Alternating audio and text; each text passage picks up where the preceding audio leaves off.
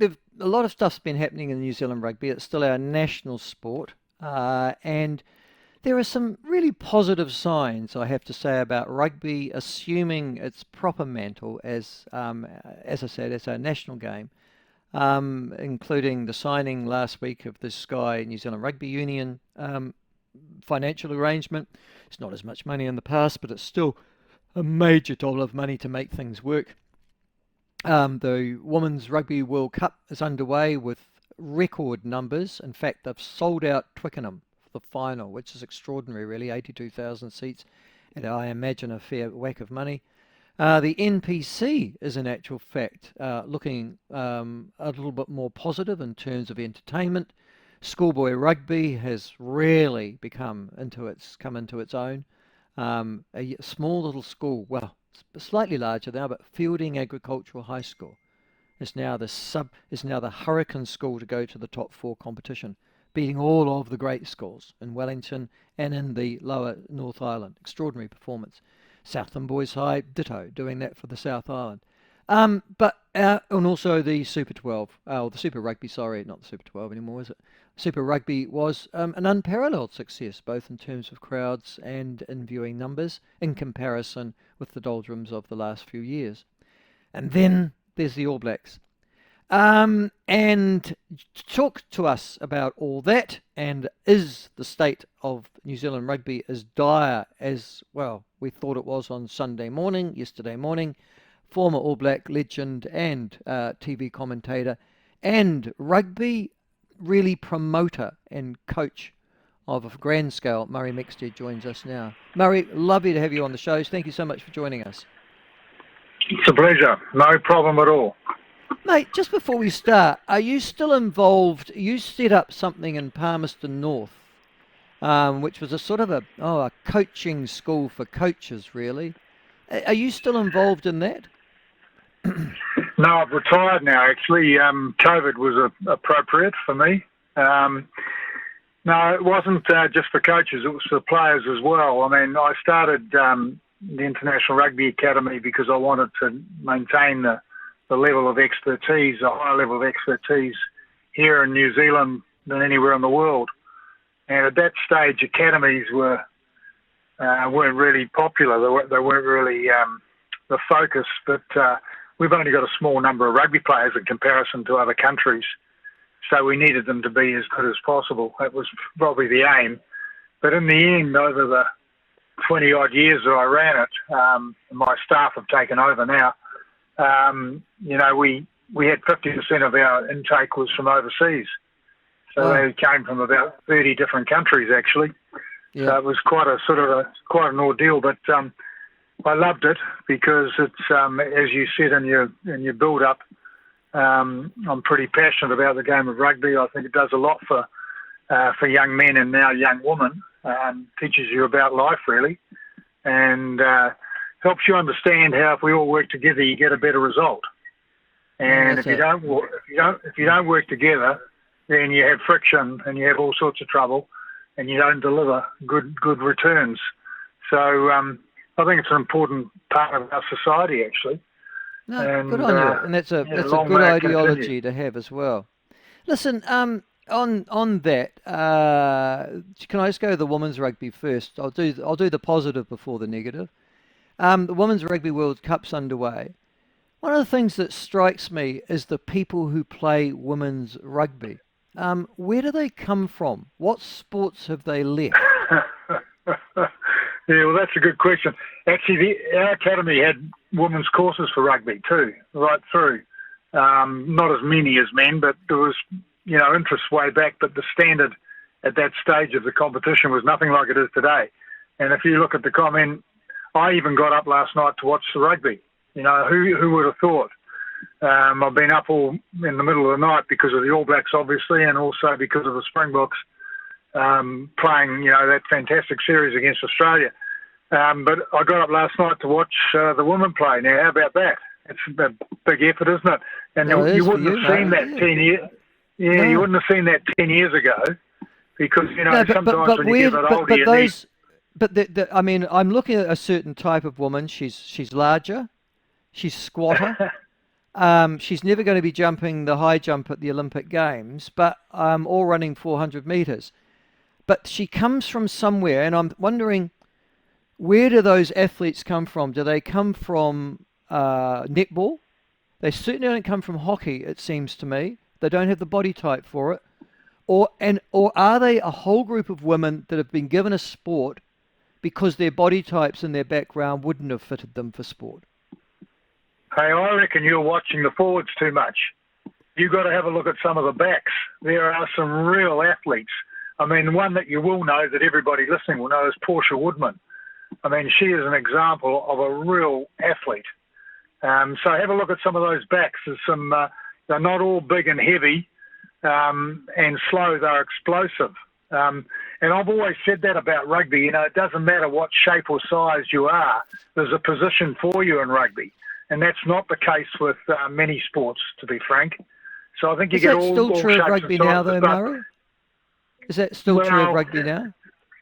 It probably is. But what you're saying is that people have to be stronger, fitter, faster. And of course, when I was playing rugby in the early days, no one went to a gym to lift weights or to grow sort of explosion in certain areas.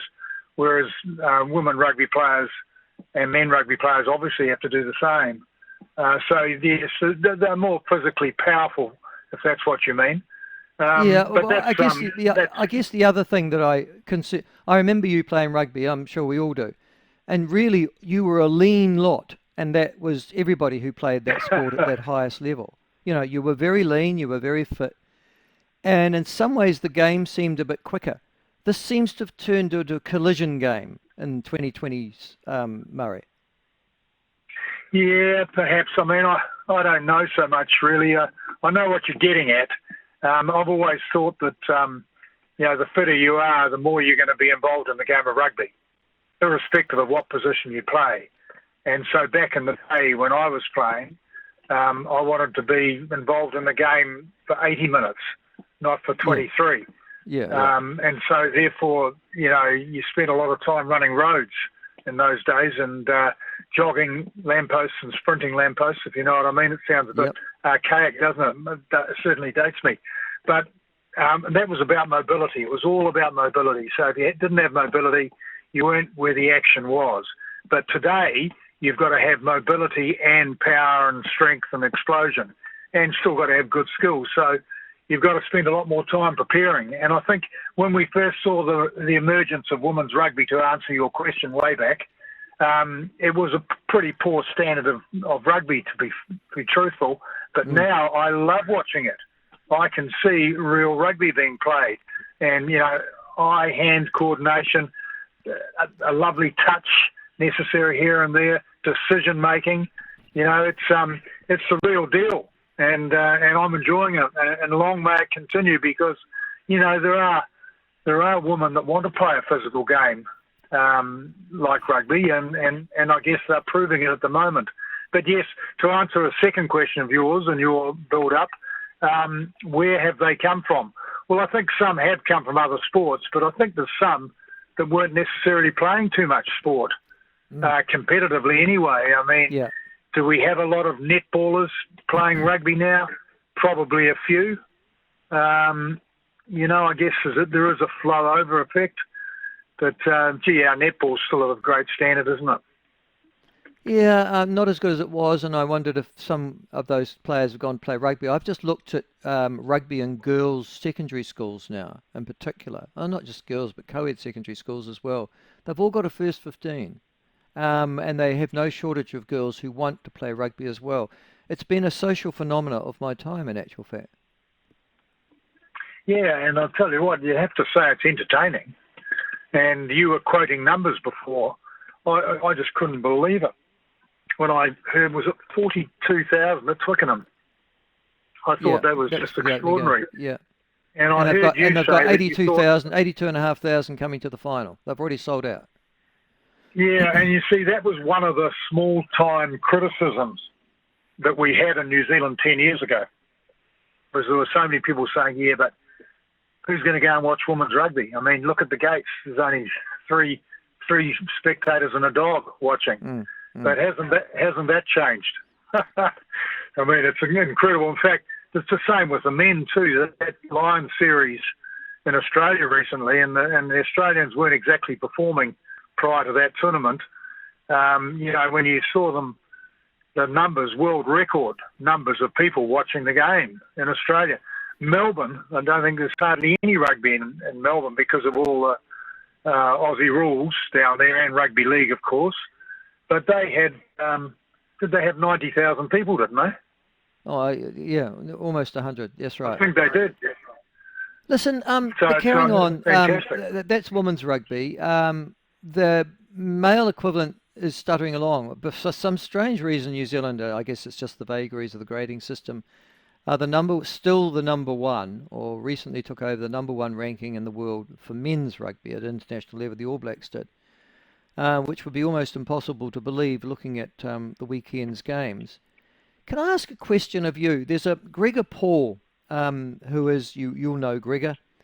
He's a Scot. He's a journalist. I don't know what position he played, though. Oh, well, I don't know that necessarily makes him a good or a bad commentator. But nonetheless... Does that mean you didn't play the game too? Oh, yes, of course I played the game, Murray, but I didn't play it at your level. It doesn't mean that I don't have an opinion that's as valid as your own if I was, So, for example, you've never been in politics, so the fact that you would have a political opinion, Murray, I would still think was fair enough. No, I don't have a political opinion, actually. My father didn't have one either. Yeah, my father didn't have one, so I haven't got one either. Are you going to vote? Do you vote at all? Oh, I do vote, of course. I mean, I have a personal opinion, but I don't have a public opinion at all. All right. Okay. All right. About politics. We'll put that to one side. But Gregor Paul, who is influential, shall we say, in terms of, and one of New Zealand's leading rugby journalists in the New Zealand Herald, wrote over the weekend this, and you probably have read it. The All Blacks have become rugby's equivalent of an organised crime syndicate, certain to try their hand at any illegal racket in their quest to dominate their competition, and seemingly convinced that their reputation is such that they can intimidate referees into letting them get away with slapping down a few passes, pushing the offside line, and flopping over a few rucks. And he wrote that in the wake of New Zealand's performance against Argentina. Fair commentary or not? Well, I think he's colourful, isn't he? In that, I mean, I've read some very good columns of his. That wouldn't be my favourite. I never read that one, by the way. So thank you for reading it for me. I mean, you've got to have a bit of colour out there, and you've got to provoke a little bit if you're a journalist searching for something to write about. And I dare say that was what happened to Gregor on that occasion. I mean, I'd like to read that whole article and see if there's any balance. But, journalists, they change with the weather, in my opinion, and that's probably the art of their role. Well, the headline in the New Zealand Herald, Murray, is Scott Robertson's side have become the dumbest and dirtiest team in world rugby. Really? That's the headline, and that's the tenor of the whole article. So I've read out a particularly colourful part of it, but the whole tenor of the article argument is pretty much maintained throughout. Did he write the heading? Did he write the title? Because I've done the old article over the years, actually, and often it's been preempted by a heading that wasn't written by me. Okay, well, I'll read you his opening paragraph to put your mind at rest, Murray. New Zealand, by losing to Argentina in Buenos Aires, this is written by Gregor Paul, have created significant doubt as to whether they are deserving occupants of the world number one ranking. They continue to hold, but they've established unequivocally that they are the game's least disciplined team. And so that's his own words, and I've read you out another paragraph. So I think the tenor is probably reflected in the headline in this particular case. Yeah, well, it's a sad indictment on our current All Black team, and if that's the case, I think he's being grossly unfair. I mean, he's making a big assessment based on one game of rugby. I mean, he didn't say that a week earlier when they comprehensively beat Argentina and played, a good brand of rugby. I think the brand of rugby changed. In some respects, Argentina outpassioned the All Blacks in that game, in this recent game, and we were getting lots of stationary and ball going backwards. And if I'd imagine you would have played as a back. And tell me how much harder I was a it is. left wing. You got me right. I played on the left wing. Right. Okay. So how much ball did you get going forward, and how much ball did you get going backwards in some of your teams? And I bet the ball you got running onto the ball was a lot easier. And that's what my assumption, or no, my conclusion of that game is that we were under so much pressure when we won the ball that we were spinning it in our back line and running into trouble and having to do things that we don't normally do. And there's an old expression in rugby, go forward ball is the best ball. It's the only ball to have is go forward ball. And we didn't do that on the weekend, so there was plenty wrong with the way we approached the game. The other thing that I think was exceptional is that there were an enormous number of stoppages in that game and penalties. Now, when you have a stop-start game, the best team doesn't necessarily win that game. It's the team that sort of got the attention to detail, and you'd have to say all the media leading up to that game was we want to give away as few penalties as we can during this game. They were all talking about discipline, so they were trying. They obviously didn't achieve it.